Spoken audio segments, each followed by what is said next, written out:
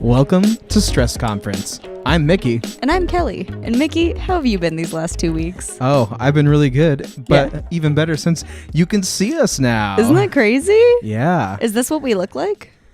I guess so, unfortunately. God, I don't like it. At least for me. No. But no, I've been great the last 2 weeks, honestly. Nice. I think I mentioned, sometimes I forget where I talk about certain things, but Right. I think I mentioned on this podcast that I was reading Dune. Yes. And I finally saw the movie. Nice. How was it? It was so good. Yeah? Honestly, I would say it's the most accurate film adaptation? that I've seen in a long time. Cool. Yeah. Yeah. I especially because it's the first time I was reading a book and then immediately saw the movie. Yeah, so you have it all fresh in your head. Yeah, so I was able to Nice. I love that, watching a movie and you get to kind of see the parallels between what you read and how they portrayed on screen and the little things that they missed out on, and it's a fun experience. Yeah, definitely. But I really enjoyed it. And they're making a second one, right? Yeah, so this one's even branded right at the beginning as part 1. Yeah. So that's how you know. it only went through between a third and a half of the book. The first that's book. what I've heard. And there's a series of books too, so there's multiple books. They could be doing this for a while. Yeah. And I hope they do. They could keep on going, but no, that's very cool. We just passed Halloween. That's right. My favorite time of year, so now I'm gonna go back into hibernation. Of course. Until next October. No, it was a lot of fun. Went to a couple Halloween parties. Yeah. Dressed up in a couple's costume as Doc and Marty from Back to the Future. Classic. I met a lot of dogs in costumes, and that was the best part. We saw one dog on the street that was this kind of tannish colored pit bull, and it was wearing a lion's mane Really? around its head. No way. And people were losing their minds. I love that so much. I saw some weenie dogs that were dressed up as hot dogs. I was it's just it's too easy. It's a necessity. Yeah, if you have a wiener dog, you're going there's in. no way you can't do it any other way. There was also a dog wearing bat wings, which I really appreciated. Love it's that. nice and simple, but I'm already sad that October and Halloween are over. But I'm going to put up my Christmas decorations in probably the next 48 hours. So as you should. I mean, today is the first day of the holiday season. It is. So it's the holiday season. No, I was making that joke at work today actually, where someone said oh, did they already put the Christmas decorations up? I'm like, what do you mean? It's the first day of Christmas. People, I can't believe how many people get so upset that I just want to celebrate all of the holidays for as long as possible. And they're like, it's too early. You can't do that. And I'm like, no. Not today. You don't have to. You don't have to do anything. I can do what I want. If I want to feel joy throughout my home. If I just want to be happy for once. For once in my life. No. That's not but true. I'm like, no. This, I feel like Thanksgiving is very much lumped in with Christmas, New Year's, Hanukkah, Kwanzaa, all of the holidays in that span of literally a month. It's fine. It's fine that if you want to... I'm sorry there's not enough turkey decorations in the world. That's not my fault. I don't understand people who are like, well, what about Thanksgiving? I'm like, what about Thanksgiving? I'm still celebrating it. What do you mean? But what do you put up for Thanksgiving? They're like, turkeys. I'm like, where? Where? Yeah. Show me one Thanksgiving decoration that doesn't just say thankful for my family. Oh God. It's in giving thanks. It's in that font You're from Marshalls that you see everywhere. Yeah, it's already lame if you decorate for Thanksgiving. Just make it Christmas and get it over with. Just get it over with. Oh man. Well, yeah. I didn't know we were gonna get that political today. So yeah, we are. Christmas is canceled. Thanks, liberals. So stupid. Oh man. But so Mickey, I hear we've got some crazy things happening according to the world of the canceled. Of course, yeah. So as you know from a previous episode, I don't remember which one. We're getting to the point now. Episode 10. My God, that's almost a dozen, which is almost a baker's dozen. Anyway, thank God. And we're gonna definitely. And make that's an where we're episode. gonna stop. And that's where the run will be. Will be good. But we talked about Facebook. Yep. And the wild journey that they're having right now with the whistleblower. I mean, not that like people have been when stuff came out about Facebook, no one was like, "What?" Yeah, we were all like, we kind of knew. Yeah, you're like, right. You're trying to tell me that Facebook has something going on? You're trying to tell me Facebook makes us all pissed at each other? Yeah. I couldn't tell. But either way, yeah. so we know like that they're going through this whole thing, and like, you know, we're talking about like them getting involved in geopolitical conflict. Yeah. I mean, like not like conflict as in like on the ground, like boots on the ground, but you know, like but like causing causing like, you know, they have like the collusion with Russia and an election that was definitely like funneled through Facebook. You have like body dysmorphia, which is being very like put in the faces of young teens because of like, and then issues of human trafficking, like all the fun stuff. Yeah. And what does Facebook decide to do? I'll tell you. They decided to rebrand. they were like, we don't know how to fix this. Let's just try again. they're like, I don't know who this whole Facebook is, but Facebook, I don't know her. Yeah. I'm Mark Zuckerberg. Very, very weird time to do a rebrand for sure. Oh my God. But they are rebranding. So kind of similar to how Google eventually rebranded their main entity as Alphabet. Oh, I did not know that. Oh yeah, so like the parent company of Google. Yeah. It's not just like Google Incorporated. It's Alphabet. And that's just because obviously it's a monopoly. So they have to rename so that way it's not just name recognition all the way through. Right. So Facebook is doing something very similar. Instead of having it be like the Facebook company, they are now rebranding as Meta. Yeah. And weird to choose Meta. Yeah. Like a term that's like kind of like goes with being self-aware. A company that is very not self-aware. Yeah. Yes. But so like that's their whole thing. So they're rebranding at like the parent company, kind of giving a new face to, you know, like the ticker. So like for like if you buy stock, you're not buying stock in Facebook. It's now Meta. But the other side that's going along with it is that they're also trying to create this like virtual reality called the metaverse. Yeah. I was listening to a bit about this today. Yeah. So they want to create like literally a virtual world, like where you bring in like your avatar using like VR, like because they own Oculus as well. Right. So very dystopian. Yeah. Like, I mean, I feel like that makes sense when you look at, because obviously Facebook as a social network is very much geared towards older generations. And so Facebook, if they want to be a sustainable company for futures to come, they need those younger audiences. And you look at things like Fortnite and like Roblox and like these kind of like virtual worlds where they even have like virtual concerts. Like I know, literally like Travis Scott playing for like Fortnite. Ariana Grande. Like it is kind of crazy. So I'm like, it doesn't not make sense that they're trying to get on that kind of wagon so that they can reach those younger audiences, because more and more young people are never going to have an experience joining Facebook as a social network. Yeah, you know? That is true. Like, I mean, if you look at the numbers, I was just like listening to something about this too. The one I was listening to was from the Washington Post podcast, the Post Report. I like to give credit where it's due. So they were talking about like the fact that like every year, like fewer and fewer young people are staying on the platform or joining the platform. Right. So it is like a platform that is consistently of like older people, and you know, like I would say people in our age group are still pretty consistent on Facebook. It depends. Like it goes maybe a little older than us. Yeah, a little older than us, and then I just feel like, you know, there are people that are around our age that are just use it pretty often, or like some that just don't even have an account, you know. I feel like it's pretty split. But the young and younger that they go, I'm like, they've never even made a Facebook. So. Right, exactly.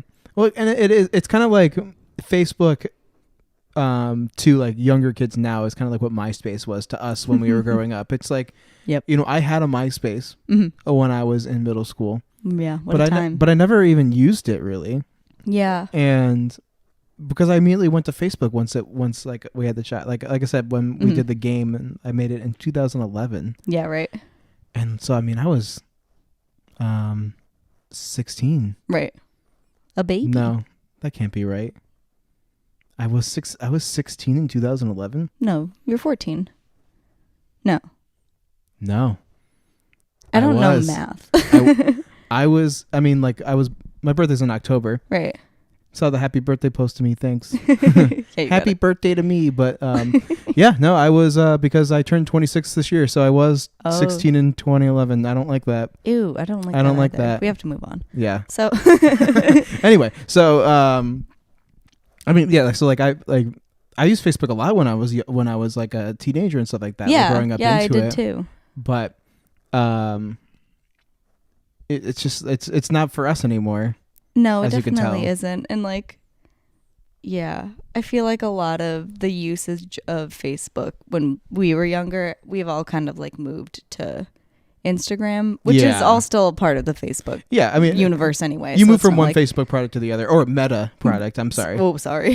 Sorry. The company formerly known as Facebook. God, but Twitter is still where I'm at all the time. Oh yeah, I love like Twitter the best. I love Twitter and TikTok. But How can you not? I know, and I mean, there's so many other platforms that are Right. there now that are much better. But Mhm. the main thing I want to point out here is just the fact that Facebook is trying to create its own virtual world. Yep. It just like of all companies to do it, right? Yeah. It just seems very dystopian. Like they want to like create like a system like where everybody has an Oculus. Like you get home from work and you put the Oculus on, and then you go into like the real fake world. You know what I mean?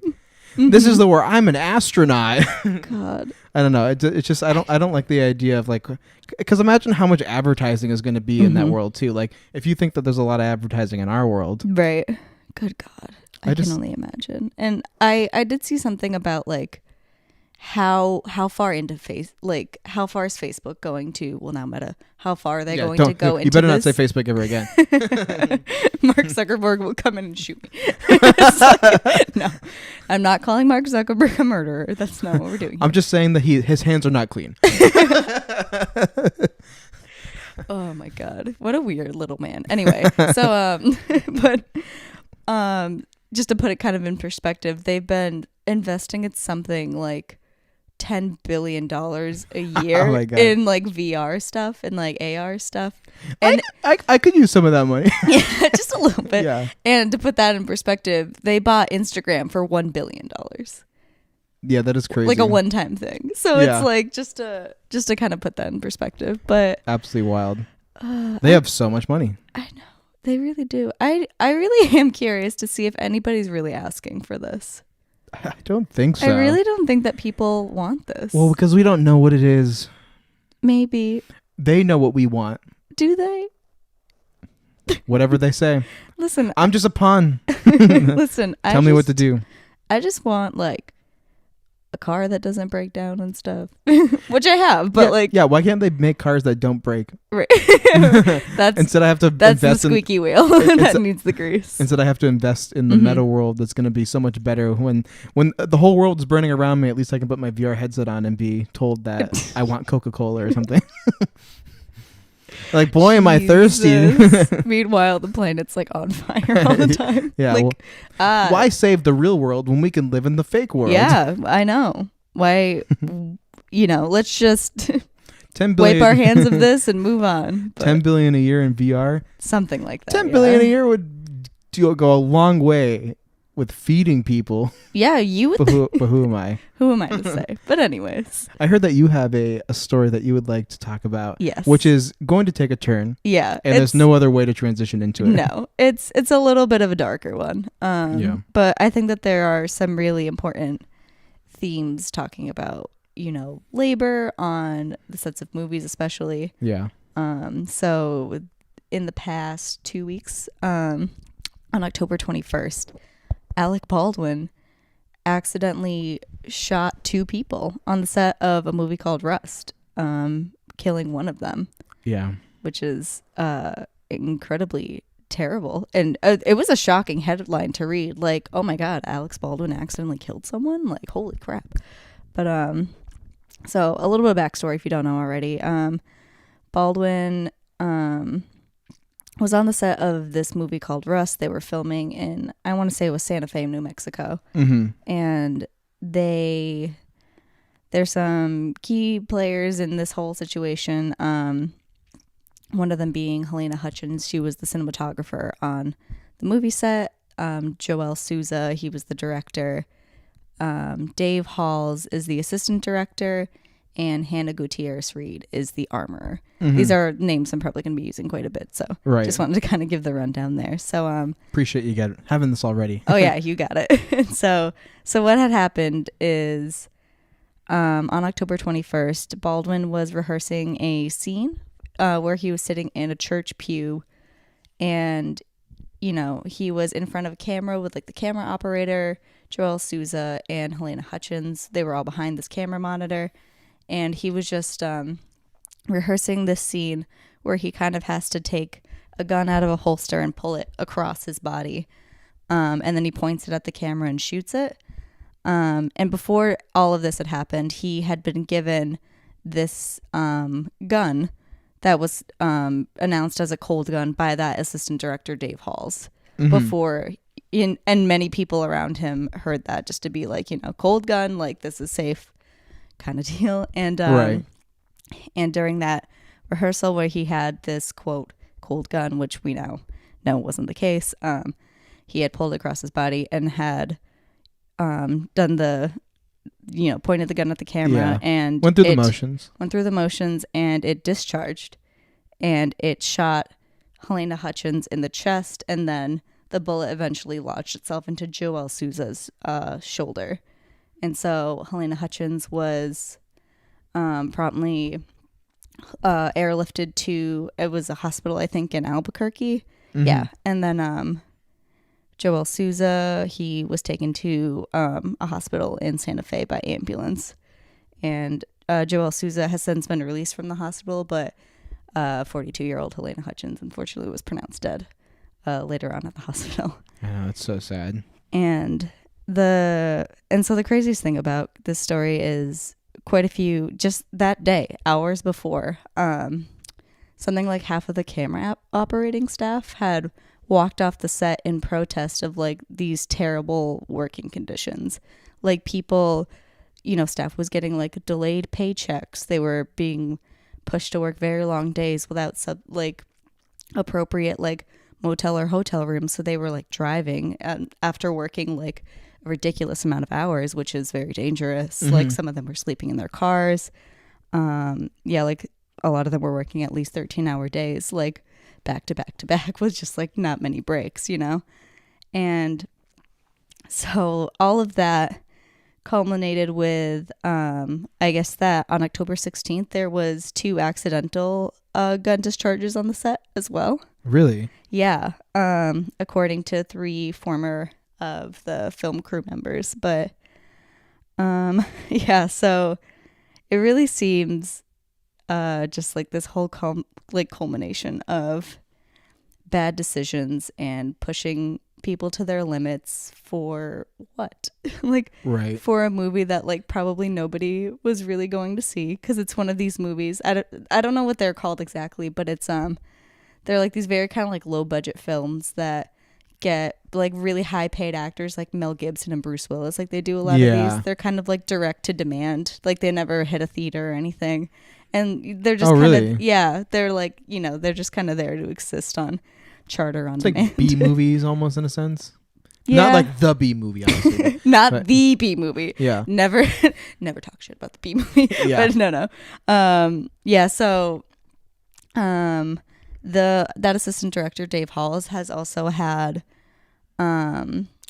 he's also been the subject of complaints before of not being, because the assistant director does deal with a lot of safety protocols on set, and he has been the subject to complaints of people saying that he was not taking the right safety protocols on other film sets, including this one. Right. Definitely so. And one of the big things that I think has come out of this investigation is, people I think are trying to figure out who is to blame, like for everything that happened here. And one of the biggest parts is, I guess right now, Hannah Gutierrez Reed, who was the armorer she's just like a 24-year-old woman, and she has talked in a podcast previously about how she kind of felt underprepared on like some certain movie sets, which was kind of scary to hear. Yeah. And so like now, prior to the incident, she talked about? like prior to this movie, she was on some other movie set and had kind of like talked about that.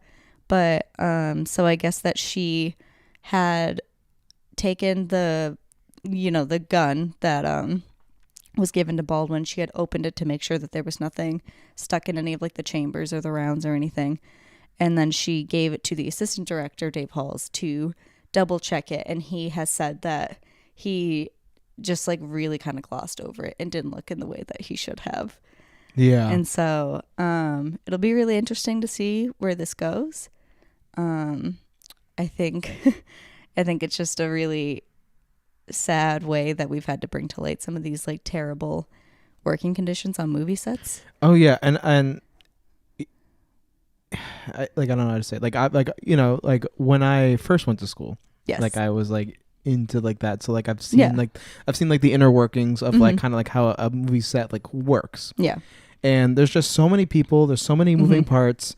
And especially with, you think about how many different like sets there are going on at simultaneously, because with how many movies that are coming out, and it's only the big movies that are genuinely getting like the box office success and like the things that people are focusing on. So like to think that like this wasn't even like a big movie set like where they had like these crazy deadlines. I mean, I'm sure they had crazy deadlines, don't get me wrong, but it's like to hear that it was also just like a direct to TV movie, nothing like, it wasn't like this big Hollywood production that was like banking on like hundreds of millions of dollars. It's like they couldn't have taken like the extra time to just like create a safe environment. Like, yeah. And I know that the some of the crew walking off in protest, led them to have to hire more people, and especially like other people that are outside of like the unions that a lot of film crews are involved in Hollywood and film across the US. But I think that was an even bigger push for these just like more top tier like directors to just like push it forward and like kind of forego more stuff, which just obviously led to tragedy. Yeah. Like there needs to be more accountability for the regulations that are followed on set. Yeah. And they got to stop prioritizing this, like the smallest margins of profit. I know. Like for human life and safety. Exactly. And it's just like never will it ever be worth it, Yeah. To just like forego any kind of protocols that you should be taking, or and it's so sad, like, because she was the director of photography, right? Yeah.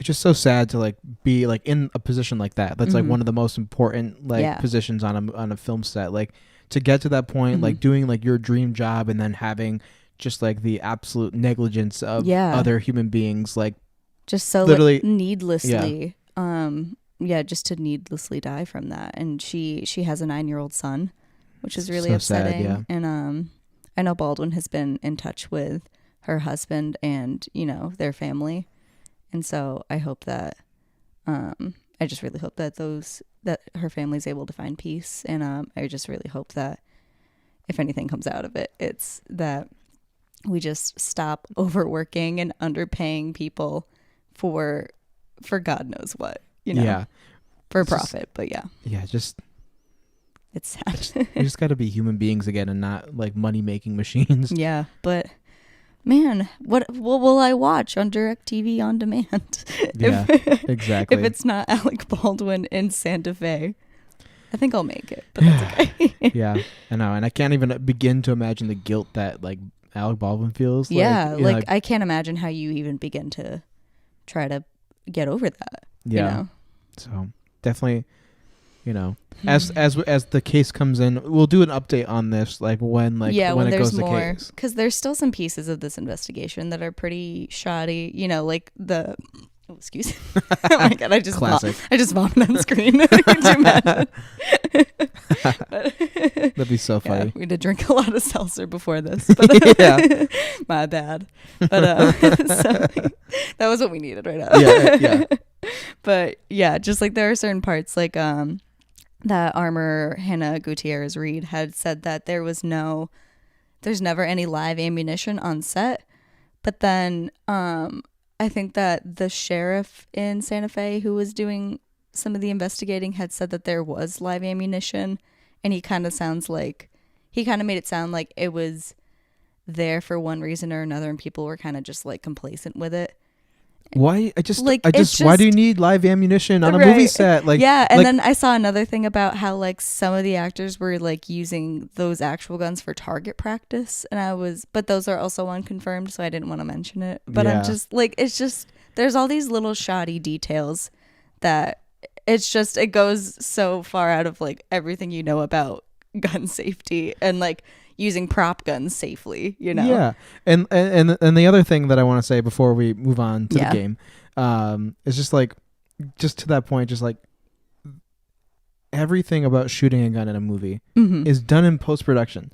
Like everything that when you think of like when a gun is fired in a movie set, like the flash of light, like the fire that comes out, like that's all. It's all fake. It's all made in that doesn't actually happen. It's like very rarely does it actually happen. Right. So it's all added in post production. So like there's literally no reason at all to fire a real round. God. So why was there one in there? God, I know. And people are also, film crews all over the place are shocked that like they were even using a real gun as their prop gun during a rehearsal. Like there was no reason to even have the prop gun out at that point. Yeah. Like they weren't even shooting at that point. They were just rehearsing. But But we will learn more as more information comes out. But thank you for taking the rein on that, because I know it's a heavy story. Yeah, no, for sure.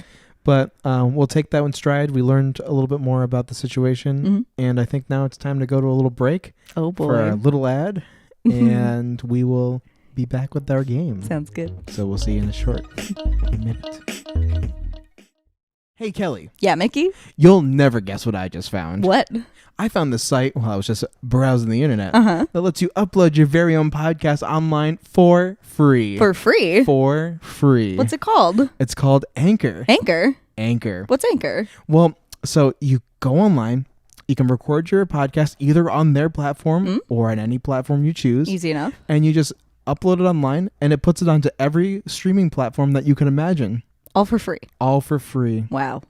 So you should download the free Anchor app or go to anchor.fm to get started. That's where I'm going. And we'll be right back to the episode.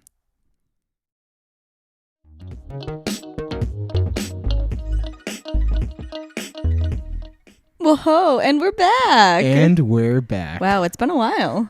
It feels like a century. It really has. I can't believe it's been 2 weeks since we filmed the last part.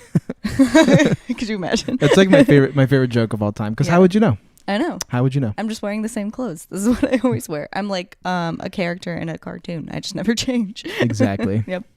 So we have reached the best part of the episode. I'm very excited. As everyone tells us.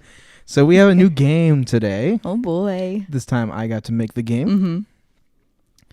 So this is going to be a big one. Oh yeah? So the whole theme of this game goes into how I feel about Meta, the company formerly known as Facebook. Okay. So it's going to be all about dystopian stories and fiction and everything. Okay.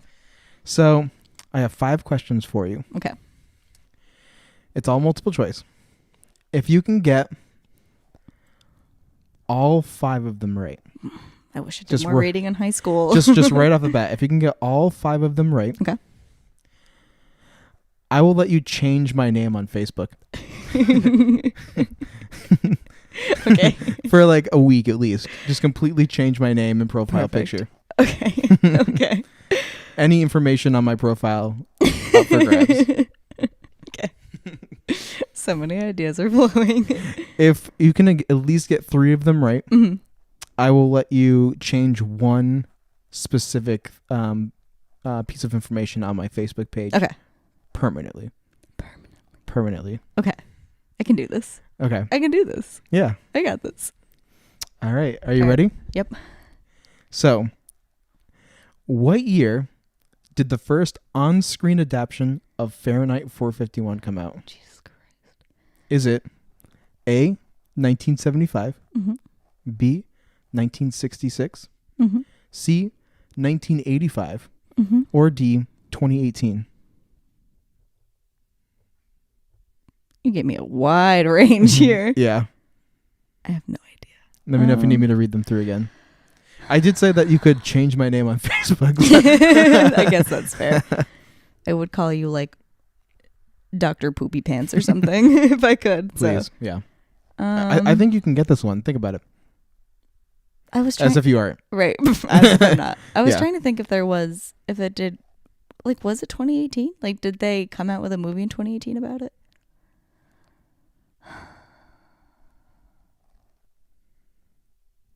Sure, let's go with 2018.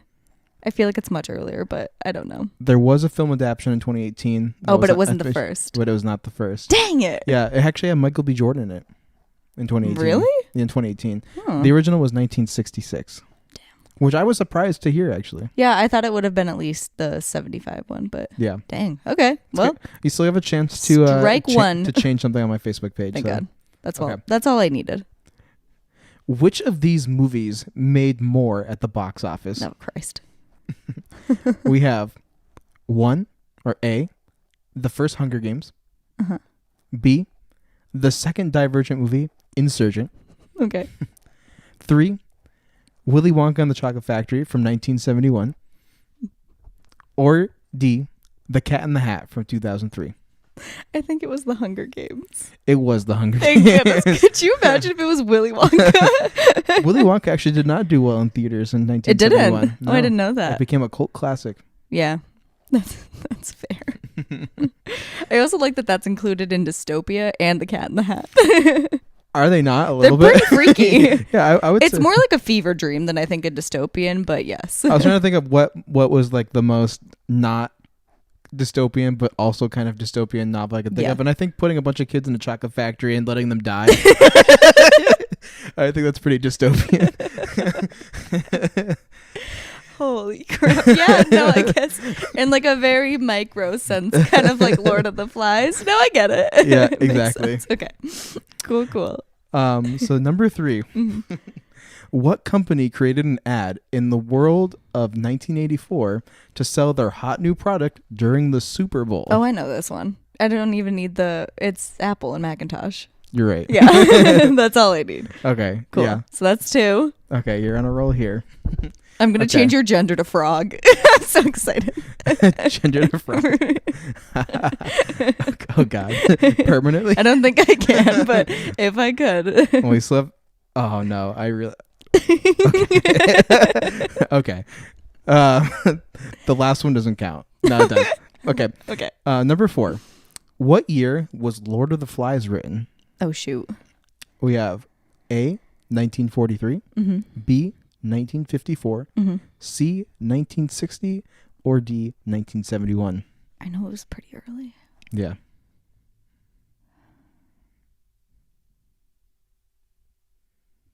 What's it going to be? I'm going to go with 1940, whatever. 1943? Yeah. That is incorrect. Dang it. What was it? It was 1954. Dang it. Mhm. So close. It's okay. You All only right. need one right. And Mhm. if you get this one wrong, I don't know if we can continue the podcast. Okay. Okay. Are you ready? Mhm. What is Mark Zuckerberg's favorite condiment? Is it... Wait for it. Is it A, Sweet Baby Ray's, B, Beat Ravy Sways, C, Reet Swaby Bays, or D, Jeep Tabby Nays? Jeep TV Nays, obviously. Yeah. Sweet baby Rays. Sweet Baby's Rays. Good. That's exactly 3. He just smoking meats with that sweet baby Rays. That is such an obscure video. I think Yeah. we might have to share it on our social media so people Yeah, we don't think should. we're just psychopaths being like, Yeah. what are they talking about? If you've never seen the video of Mark my talk God. about Mark Zuckerberg, I don't know why I call him on a first name basis. Mark, You mean Marky Mark. You mean Yeah. Mark. Yeah, he loves Sweet Baby Rays. Yeah. Did you see his like metaverse kind of like PR PSA thing for announcing the new company name? He had a bottle of Sweet Baby Rays in the background, like on a shelf. And Yeah. people are like, this he is a robot pretending to be a human. He's like, Yeah. look at this normal thing I have in my living room decor. Yeah. A bottle of barbecue sauce. Yeah. That's what the humans like. So Holy crap. So I get to change something on your Facebook permanently. permanently. I'll have to do some considering, but I'm Yeah. very excited. I don't use Facebook, so honestly it doesn't matter to me. As long as it doesn't make a post about it. Okay, we can make a post about it. All right.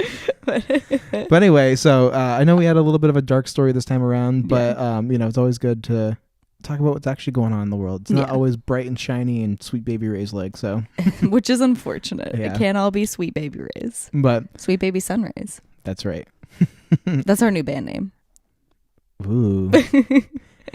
Well, I hope that you enjoyed this video version of the podcast. Yeah, I'm very excited we got to do this. Yeah, we'll see, if there's a demand for it, Yeah. we can do this more often. Mm-hmm. It is a lot of work, of course. Yeah, but course. Yeah, maybe we'll do it every so often, at least every 10. Yeah, I would be good with that. Cool. That's what we'll set in 10 stone. down, 10 to go. Unless you convince us otherwise.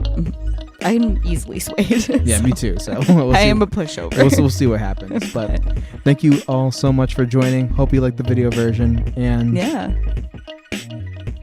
What is it? Don't trust your government, kids. don't trust your government, kids. And we'll see you in 2 weeks. Bye-bye. Bye-bye.